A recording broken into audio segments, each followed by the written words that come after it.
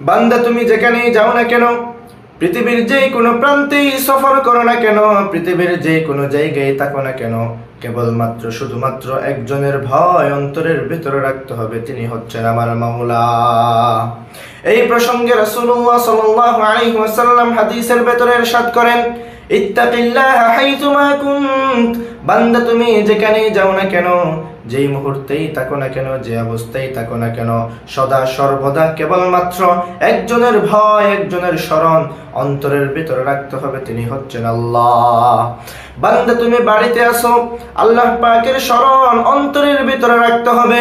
বান্দা তুমি গাড়িতে আসো, আল্লাহ পাকের স্মরণ অন্তরের ভিতরে রাখতে হবে।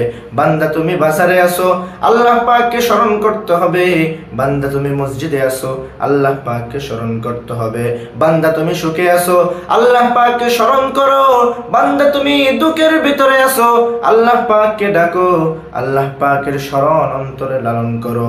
বান্দা তুমি যেমন বিপদে থাকবা থাকো না কেন, আল্লাহ পাকের স্মরণ যদি অন্তরে থাকে, আল্লাহ পাক মহান রব্বুল আলামিন ওই বিপদ থেকেই তোমাকে উদ্ধার করে নেবে।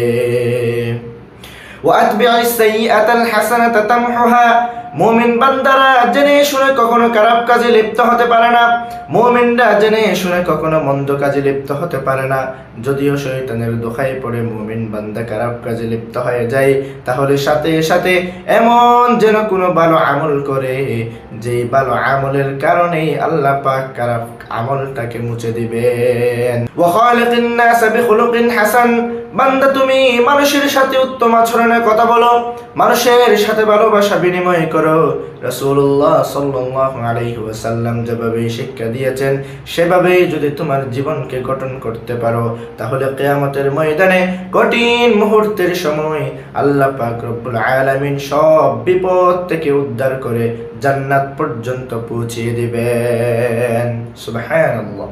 আল্লাহ পাক রব্বুল আলামিন আমাদের সবাইকে উক্ত হাদিস অনুযায়ী আমল করার তৌফিক দান করুন। সবাই বলে আমিন।